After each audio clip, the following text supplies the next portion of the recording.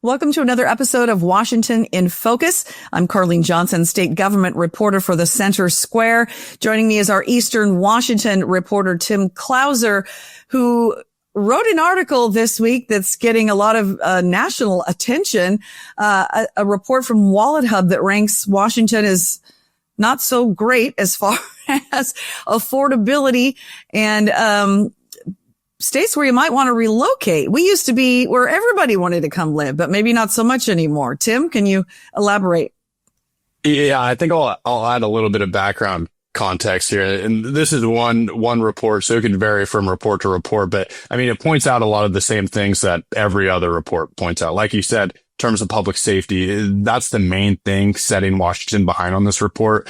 I believe another report from the Sheriff and Police Chiefs Association came out within this week or the last few, putting Washington for, I believe, the 15th year in a row, last behind every single other state in terms of law enforcement officers per capita. And that includes years in a row we've been at that spot. Oh my gosh.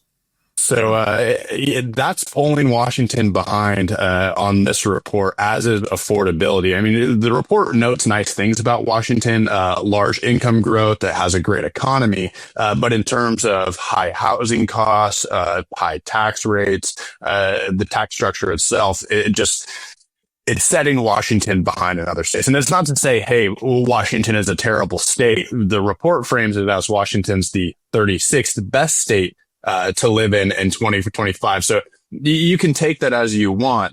But there's definitely states where you're worse off. But essentially, WalletHub put this together based on 5 or 6 pillars in each pillar, 5 pillars, and each pillar is weighted upon 20 points. Now, those main pillars, I'll pull them up right here if you'll bear with me. So there's 5 pillars. The first is affordability, then economy, then education and health, and then quality of life, and then safety. And each of those is 20 points. So like with safety, the main thing they're looking at is violent crime rate, property crime rate, traffic related fatalities per capita, and total law enforcement officers per capita. So there's 20 points split between those 4 indicators. Now, other categories such as quality of life have more than 10 or 12 indicators. So they're weighted differently. So some people might argue, hey, this could skew the outcome depending on what each outlet or each organization that runs these type of reports, what they choose to focus on. But regardless, when it comes to safety and affordability, Washington State is not doing its residents any favors. And I'm thinking if I was going to relocate for a job, or maybe I wanted to, move for family reasons, whatever, you'd look at that, right? Can I afford a home there? And in Washington, those of us that do own homes that would like to maybe make a step up haven't been able to because, everything's gone so crazy. And then the other thing being, safety. And, did you mention, and pardon me if I just missed you saying it, but, did they look at like educational outcomes at all as part of this? Yeah, I can read those indicators for you right now. So education and health are lumped together in one category. Okay. So there's several indicators here, and I'll run through them super quick. So quality of public school system, high school graduation rate, share of population age 25 and older with a diploma, share of insured population, quality of public hospital system, premature death rate, poor or fair health, life expectancy, share of births with low birth weight, share of obese adults, share of physically inactive adults. So there's several things that go into that. So, I mean, if one organization, say another organization was trying to replicate WalletHub survey, but say they focus more on education rather than, say these health metrics that WalletHub is looking at, they might say that, Washington State fares better. And I was talking to WalletHub Analyst Chip Lupo, and he said, there's definitely some things pulling Washington behind, but in terms of education in these other areas, the state is doing well. The thing that really stuck out to me with this survey, especially being the Center Square's Eastern Washington reporter, is that Idaho is the second best state to live in 2025, according to this report. And that's our neighbor directly to the right now. Neighbor, yep. Wow. Washington, Oregon, and California all fell in the mid to low 30s on this ranking. Nevada was at 45. Meanwhile, once you move further inland, the scores start to come up outside of the South and the Southeast.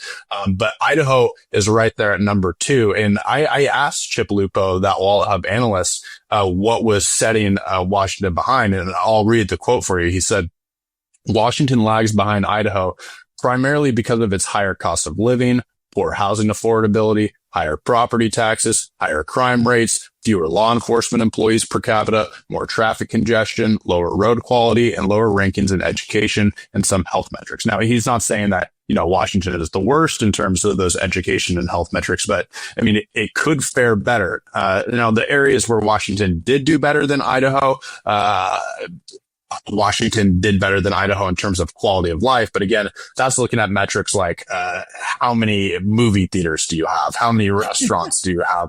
So it's not so much to say, do you feel safe in your community? Right.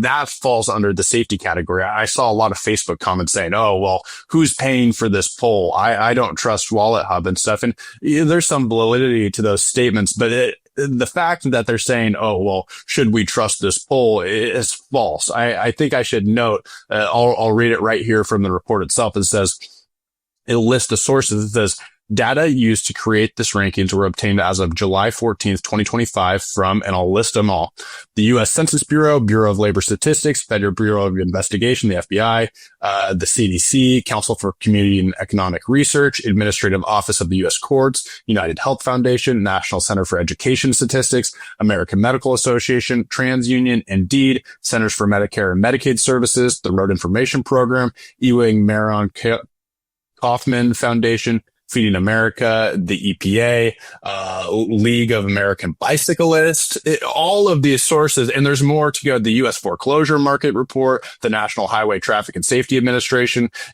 To say that this is all from polls, just people saying, oh, well, I don't feel safe. That's definitely not accurate here. They use real data.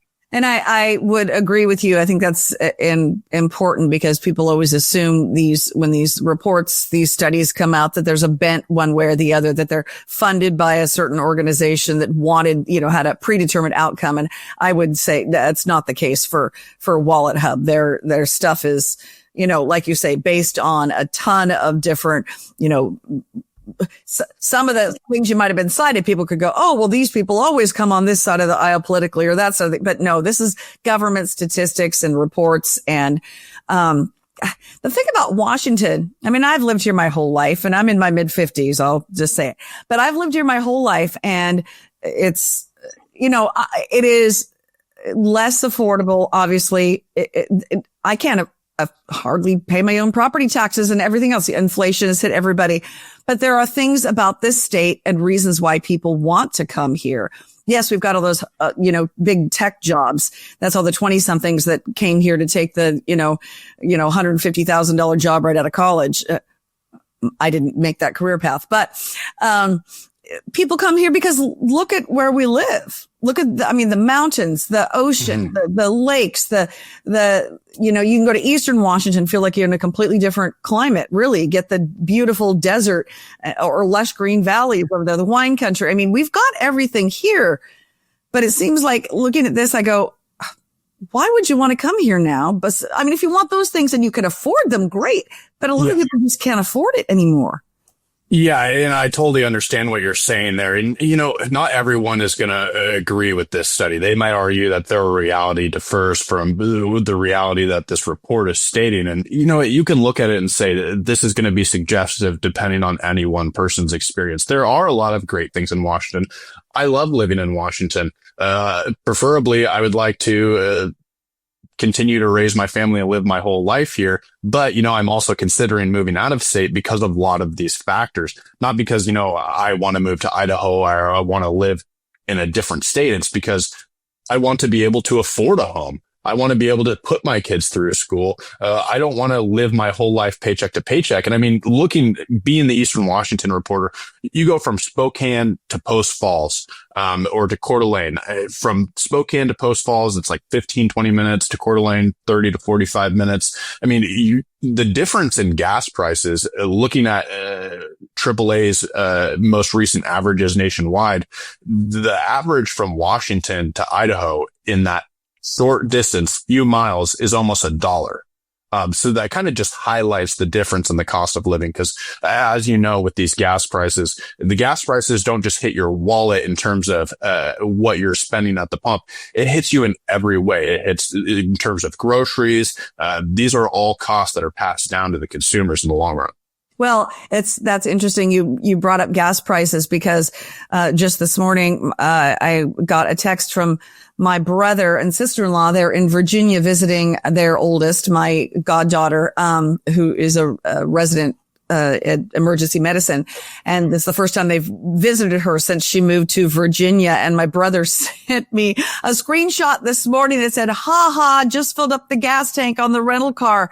$2.62 a gallon, Tim. And then I looked up our average in King County right now is $4.66. So that's more than $2 difference from a place like Roanoke, Virginia versus here in Washington state. Well, it's fascinating. I really encourage, folks to check out your article and look at some of the other WalletHub reports. Inflation is a big factor. We wrote on that just last month or early this month. And so, I love Washington, but they're making it harder to be able to afford to live here anymore. So check out thecentersquare.com and Tim Clouser, our Eastern Washington reporter. I'm Carlene Johnson, and this has been another episode of Washington in Focus.